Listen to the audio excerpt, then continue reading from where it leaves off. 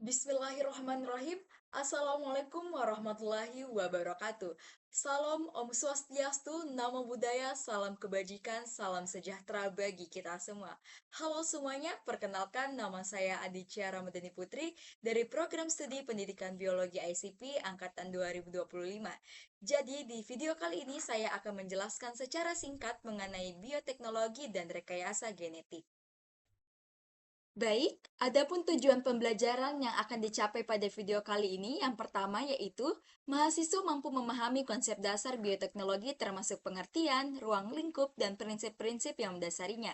Yang kedua, mahasiswa mampu membedakan bioteknologi tradisional dan modern, serta menganalisis perkembangan dan penerapannya dalam berbagai bidang kehidupan. Dan yang ketiga yaitu mahasiswa mampu menjelaskan dan menerapkan konsep rekayasa genetik serta teknologi DNA termasuk tahapan dan aplikasinya dalam kehidupan sehari-hari maupun bidang akademik. Nah, baik semuanya. Jadi yang pertama-tama itu kita ingin tahu apa sih sebenarnya bioteknologi itu. Jadi kita mulai dari kata bios yang artinya adalah hidup, teknox yang artinya adalah teknologi atau keterampilan, dan logos yang artinya ilmu. Jadi, bioteknologi adalah cabang ilmu yang mempelajari pemanfaatan makhluk hidup seperti mikroorganisme, tumbuhan, dan hewan, bagian-bagiannya sel seperti sel, enzim, atau gen, maupun proses biologisnya untuk menghasilkan produk dan jasa yang bermanfaat bagi manusia dan lingkungan. Jadi dengan kata lain pula, bioteknologi ini adalah menggabungkan ilmu biologi dan teknologi untuk menciptakan sesuatu yang bernilai guna baik di bidang pangan, kesehatan, industri, maupun lingkungan. Adapun ilmu yang menjadi dasar-dasar bioteknologi, yang pertama yaitu genetika atau mempelajari pewarisan sifat. Yang kedua yaitu biologi molekuler atau mempelajari DNA dan RNA. Yang ketiga yaitu biokimia atau memahami reaksi kimia di tubuh makhluk hidup. Dan yang keempat yaitu mikrobiologi atau mempelajari mikroorganisme. Dan yang terakhir yaitu teknik kimia dan pangan atau membantu proses industri. Baik, selanjutnya yaitu membedakan bioteknologi modern dan tradisional. Yang pertama akan kita bahas yaitu bioteknologi modern.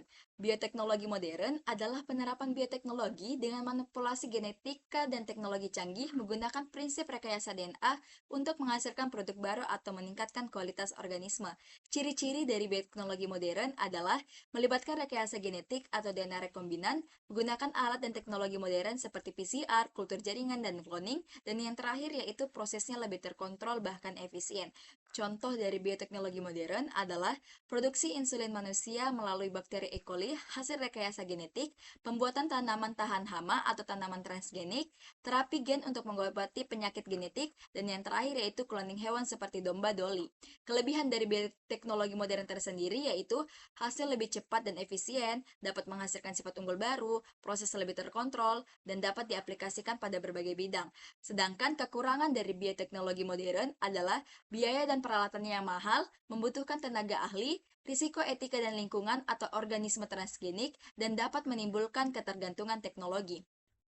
Nah, yang kedua yaitu bioteknologi tradisional.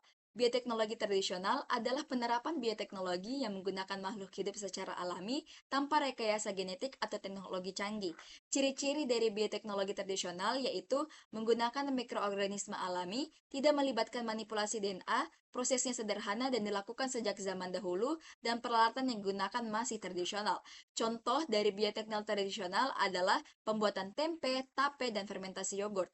Kelebihan dari bioteknologi tradisional tersendiri yaitu ramah lingkungan, biaya produksi rendah, tidak memerlukan teknologi tinggi, dan produk alami serta aman dikonsumsi. Dan kekurangan dari bioteknologi tradisional adalah waktu produksinya yang lama, kualitas produk tidak seragam, sulit dikontrol secara ilmiah, dan skala produksi yang terbatas. Selanjutnya yaitu contoh penerapan dalam kehidupan sehari-hari, mulai dari pangan yaitu fermentasi tempe dan tape, yang kedua yaitu kesehatan, vaksin mRNA, COVID-19, dan insulin. Yang ketiga yaitu di bidang lingkungan, mikroba pengurai minyak. Yang keempat di bidang pertanian yaitu padi yang tahan hama. Dan yang terakhir di bidang energi yaitu bioetanol dari tebu atau singkong. Nah, selanjutnya kita masuk di materi rekayasa genetik. Jadi, apa sih itu rekayasa genetik? Rekayasa genetik adalah proses ilmiah untuk mengubah susunan materi genetik atau DNA suatu organisme secara langsung menggunakan teknologi biologi molekuler dengan tujuan menghasilkan makhluk hidup baru yang memiliki sifat-sifat tertentu. Nah, selanjutnya yaitu langkah-langkah utama dalam proses rekayasa genetik. Yang pertama, ada isolasi gen. Gen yang mengandung sifat tertentu diisolasi dari organisme donor menggunakan enzim pemotong atau enzim retriksi. Contohnya yaitu gen penghasil insulin diambil dari DNA manusia. Yang kedua yaitu pemotongan DNA. DNA dari organisme donor dan vektor atau biasanya plasmid bakteri dipotong menggunakan enzim restriksi pada lokasi tertentu, sehingga menghasilkan ujung yang dapat saling menempel. Yang ketiga yaitu penyisipan gen ke vektor.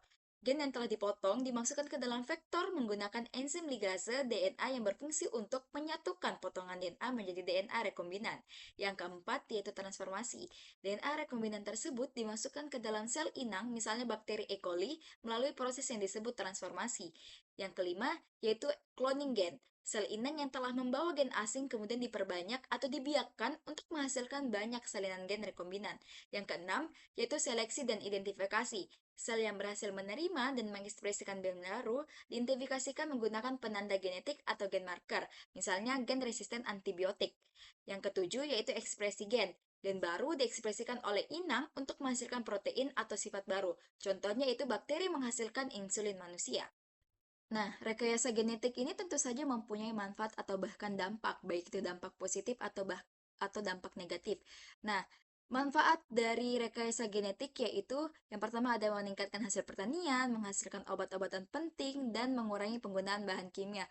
Lalu, apa sih dampak negatif dari rekayasa genetik? Jadi dampak negatifnya yaitu gangguan ekosistem atau pengulangan gen liar, risiko alergi pada makanan, dan isu etika serta moral atau manipulasi gen manusia. Terus, apa sih dampak positif dari rekayasa genetik ini? Jadi dampak positifnya yaitu peningkatan kualitas dan kuantitas pangan, pengobatan dan kesehatan lebih maju, atau bahkan pelestarian lingkungan. Selanjutnya yaitu aplikasi rekayasa genetik di berbagai bidang. Yang pertama ada di bidang kesehatan, contohnya yaitu seperti produksi insulin manusia rekombinan menggunakan bakteri E. coli, pembuatan vaksin rekombinan seperti vaksin hepatitis B, terapi gen untuk mengobati penyakit genetik seperti hemofilia, produksi antibodi monoklonal untuk diagnosis penyakit. Yang kedua yaitu ada di bidang pertanian. Contohnya seperti tanaman tahan hama seperti jagung BT dan kapas BT yang mengandung gen dari Bacillus thuringiensis, ke tanaman tahan herpesida seperti kedelai transgenik, tanaman tahan kekeringan atau tahan salinitas untuk menghadapi perubahan iklim, dan tanaman dengan nilai gizi tinggi, contohnya golden rice yang kaya vitamin A. Yang ketiga yaitu ada di bidang peternakan, contohnya seperti dihasilkan hewan transgenik seperti sapi penghasil susu kaya protein atau ikan salmon tumbuh cepat. Domba Dolit 1996 adalah contoh hasil kloning hewan pertama dari sel tubuh dewasa. Dan yang terakhir yaitu di bidang industri dan lingkungan. Contohnya seperti mikroba hasil rekayasa digunakan untuk menguraikan limbah berbahaya atau bioremediasi, mikroorganisme yang menghasilkan biofil atau enzim industri, dan yang terakhir yaitu produksi enzim deterjen dari bakteri rekombinan. Materi terakhir yang akan saya bahas di video kali ini yaitu teknologi dalam rekayasa genetik. Yang pertama, yaitu ada CRISPR Cas9. Teknologi ini bekerja seperti gunting molekuler yang bisa memotong DNA di lokasi tertentu dengan sangat presisi. Yang kedua yaitu terapi gen atau mengganti gen yang rusak dengan gen sehat untuk menyembuhkan penyakit genetik. Dan yang terakhir yaitu biologi sintetik atau menciptakan sistem biologis baru dari awal bulan hanya memodifikasi yang sudah ada. Nah, itu dia penjelasan secara singkat mengenai bioteknologi dan rekayasa genetik dari saya. Saya harap video kali ini dapat dipahami dan menjadi ilmu yang bermanfaat bagi kita semua. Bila ada salah penyebutan kata dan sebagainya, saya mohon maaf dan terima kasih telah menyaksikan video ini. Wassalamualaikum warahmatullahi wabarakatuh.